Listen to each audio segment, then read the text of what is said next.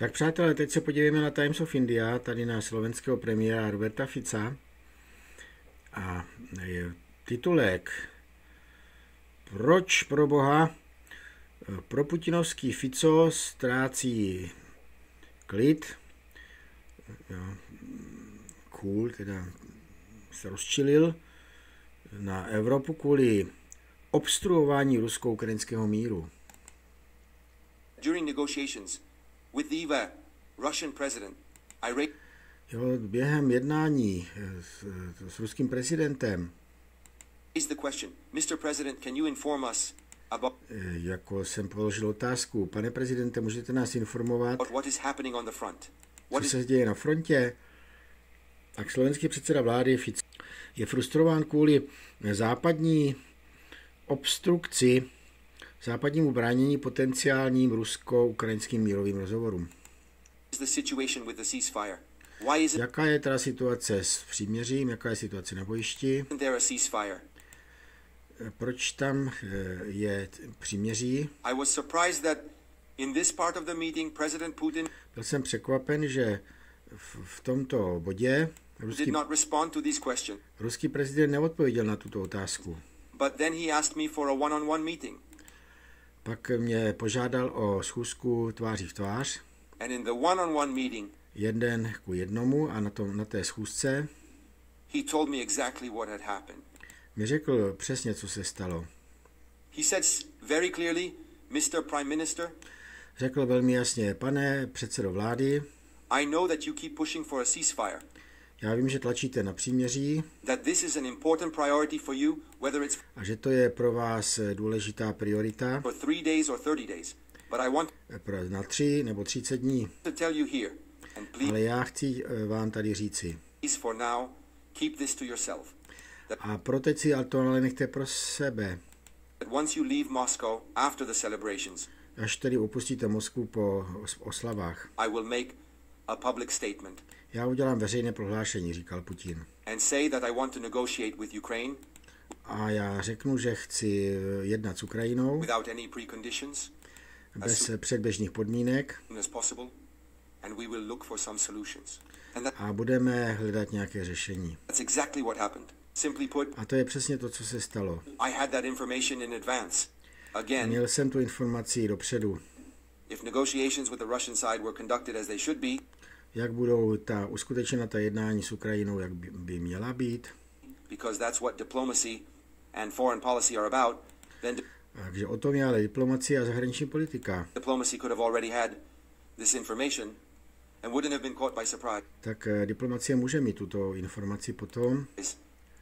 And I am shocked that there is a proposal for Russians and Ukrainians to meet on May 15th. A já jsem šokován, že tady je nabídka jednat s Ukrajinou 15. května. In Istanbul for direct talks where v Istanbulu k přímým rozhovorům se tam sejdou. Concrete results could be achieved. Kde mohou být dosaženy konkrétní výsledky. And in response I'm already hearing statements from Germany and France that a jako reakci já vidím prohlášení z Německa a Francie. They disagree. What do they have to do with it? Takže oni nesouhlasí. Isn't this Ukraine's business? A co teda oni v tom dělají? Je to biznis Ukrajiny? Does Ukraine have some kind of spokespersons? Má Ukrajina nějaké mluvčí tedy? Nebo rozhoduje samostatně? Nebo nerozhoduje samostatně? Tady furt přesně mektali, že jo, tady ty panáci bruselští tady mektali, že ne, musí si Ukrajina říct, co chce. I ten náš Tlusťok, že jo, ten nedouk z ministerstva zahraničí říkal přesně to samé a všichni tady papouškovali, že jo, ten pitomej ministr zemědělství přesně taky a samozřejmě Zdechlina a Vondra, že jo, odporák Vondra, přesně furt papouškovali, Ukrajina si musí říct sama, že jo, no a najednou, že jo, rozhodujou za ní. Ukraine is interested or it isn't. Jo, takže buď to Ukrajina je, má zájem a nemá zájem a nemusí do toho tady žvanit. If things keep going like this, pokud věci půjdou tímto způsobem, keep going like this, I think the war will last for several more years. Tak já si myslím, že když do toho bude pořád Evropa zasahovat, tak ta válka bude trvat několik let. If basic things are not respected, pokud nejsou respektovány základní věci, it will last for several more years. Tak to bude trvat dalších několik let. And let no one blame me when I publicly akande pabati say and point out Malike that jo, tak ať mě neobvinují, many western countries are že to zdůrazňují. extremely interested in seeing this war continue. Why on Jo, mnoho západních zemí by rádo vidělo, aby ta válka pokračovala. Why on earth do they not agree with the proposal for direct Proč proboha nesouhlasí s tím návrhem? negotiations on May 15th in Istanbul? S těmi jednáními 15. května v Istanbulu. I'm starting to not understand this. I believe Já tomu už nerozumím.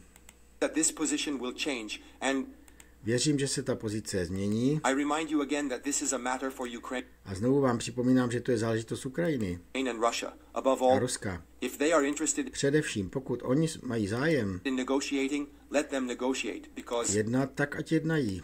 Russia and Ukraine have already negotiated like this, and that was Protože Rusko a Ukrajina už jednali, přeci, že v Saudské Arábii. in April 2022 after the conflict began. A předtím v roce 2022, když začal ten konflikt. And when everything was ready and Ukraine was prepared, Jo, tenkrát bylo všechno připraveno, ale Ukrajina ready to sign peace agreements. byla připravena podepsat tu dohodu, And the big boys from the west came and said no. ale velcí hoši ze západu přijeli a řekli ne. We have to use this war to fight the Russians and My musíme využít tuto válku k boji proti Rusům hurt them. Therefore, a jako zranit je maximálně. Jo? Tak slyšíte to, jo?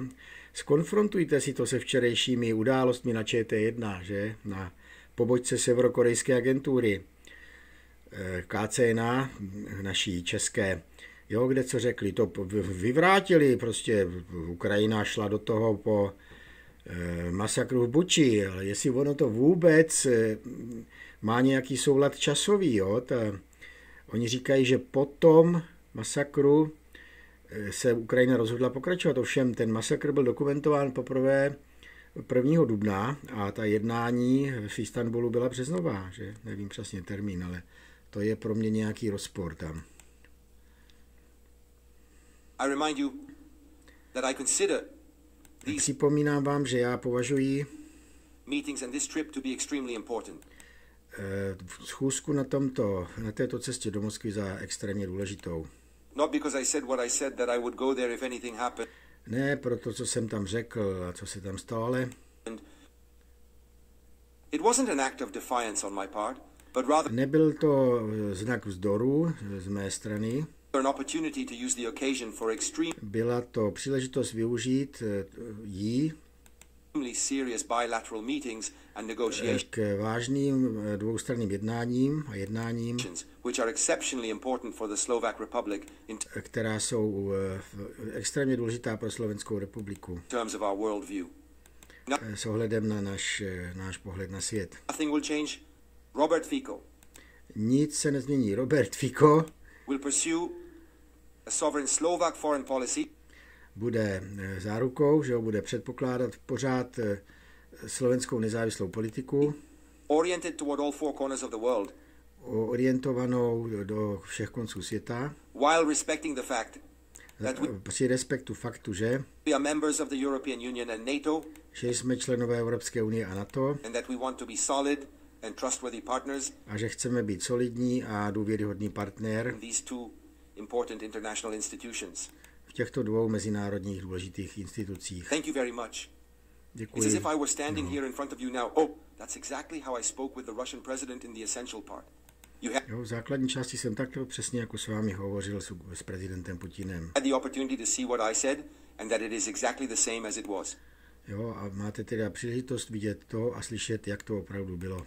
So now, all of you are complaining again that I wasn't at Všichni teď zase se stěžují na mě, the military parade, because if I had been at the military parade, then it jo, tak nebyl jsem na té vojenské přehlídce, kdybych tam byl, would have just been a military parade. I'm not 3 years old, Madam Editor, am I? So, no, I was not at nejsem 3 roky starý, teda jenom nejsem dítě. the military parade. I wasn't there. I Nebyl jsem tam, devoted myself to other things. Věnoval jsem se jiným věcem. I thanked people. In the Russian Federation, poděkoval jsem lidem v Ruské federaci. I also met with ordinary people. Také jsem se setkal s běžnými lidmi. For example, I visited an exceptionally interesting interactive museum of the Navštívil jsem nesmírně zajímavé interaktivní muzeum Second World War. Druhé světové války. Perhaps we could do something similar in Slovakia in connection. Možná můžeme udělat něco podobného na Slovensku v tomto ohledu. With the Slovak national uprising, it is unique. Ve věci slovenského národního povstání. I think that people should see it. A myslím, že lidé by to měli vidět. And there were ordinary people there because a tam byli obyčejní lidé v tom muzeu. They recognized me and I spoke with some of them. Oni mě poznali a někteří se mnou hovořili. Those people deeply appreciate that even other countries are able to show respect. A hluboce si vážili toho, že také některé jiné země jsou schopny vyjádřit respekt. An honor for what the Red Army did from a úctu k Rudé armádě k tomu, co udělala. 1941 to 1945. V letech 1941 až 45. Tak hezké. Tleskám. Co ty omezenci a zabedněnci místní zase, že jo, tady zase budou pištět všichni sborem.